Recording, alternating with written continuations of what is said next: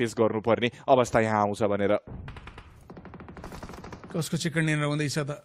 Nepali chicken dinner हुन्छ त, but आपसमै लड्ने हुन् कि भन्ने पनि कता कता डर चाहिँ लागिरहेको छ। XMPL एक्सपोज भएका रहेछन्, हेभी ड्यामेज फेस गरे, सही टाइममा झुक्न भ्याए अनि त्यसपछि हिल गर्न भ्याउनेछन् उनले। DRS का बाँकी प्लेयर पनि निस्किनु पर्यो, जोनको लागि 17-18 मिटर कभर गर्नुपर्ने रहेछ। AST ले कहाँ प्लेसमेन्ट बसाएको छ आफ्नो, ट्रिक्स टाढा बसेर खेलेका रहेछन्। पार्टनरले छोडेर गयो, नजाऊ होला उनीसँग गाडी छैन पछाडि, उनी जोन कसरी आउने त? DRS ले नक निकाल्यो भने AST को एगेन्स्टमा देन ओपनिङ अरूको लागि पनि खुल्छ।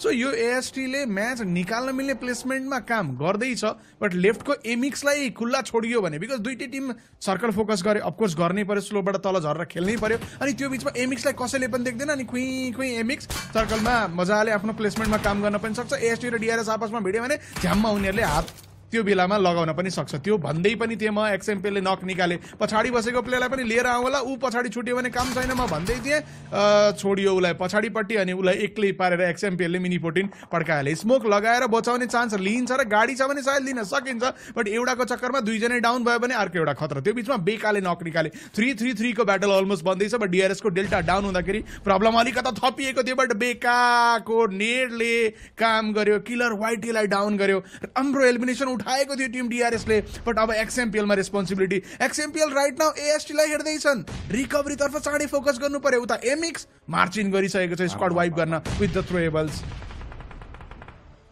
स्प्याम हेरौँ त्यहाँ थ्रोएबलको स्प्याम हेरौँ, त्यहाँ red John, mini red John लागेको छ, दुई तर्फीबाट आउँदैछ थ्रोएबल भनेर सायद भन्न सकिन्छ। यहाँ अर्को डिरेक्सनबाट पनि थ्रोएबल ब्याक टु ब्याक फालिँदै थियो। DRS ले एक प्लेयरलाई चाहिँ बचाउन भ्याउने भयो, बट स्यान्डविच छ अवस्था DRS को टिमको लागि। AST नम्बरको साथमा उनीहरूले नै हो काम गर्ने। किलर वाइटी जो भर्खरै उठेका थिए, फेरि एकपटक उनलाई नक निकालियो, किलर वाइटीको एलिमिनेसन सेक्युर गर्यो। इनफ्याक्टमा DRS को टिमलाई लबीबाटै बाहिर निकालियो, राम्रो एलिमिनेसन र सर्भाइभल पोइन्ट निकालेको DRS को टिम रोकिन बाध्य भए। AST फेरि एकपटक आउँदैछन् चिकन डिनरको नजिकै, रेजिस्टर गर्न पाइसकिएको त छैन अहिलेसम्म। अब भने यो एउटा सुनौलो मौका उनीहरूले गुमाउनु भने चाहिँ हुँदैन। AST को टिम त्यो सिचुएसन कसरी कन्ट्रोल गर्नुपर्छ सायद उनीहरूलाई आइडिया भइसकेको छ। ओपन फिल्डमा को प्लेयरको पोजिसन कहाँ छ भन्ने कुरा थाहा छैन, भएको थ्रोएबल म्याक्सिमम खनाइसकिएको छ। प्लेयरले यहाँ जताबाट पनि सर्ट दिन सक्छन्, एउटा सानो गल्तीले टिमले नै चिकन डिनर मिस गर्नुपर्ने अवस्था आउन सक्ने छ। यहाँ AST को टिम टेबल टप स्पटसम्मको यात्रा उनीहरूले बनाउनेछन् केही पोइन्ट्सको साथमा नै। AST नम्बर छ, एडभान्टेज छ, यहाँ जित्नै पर्ने हुन्छ यो म्याचलाई त।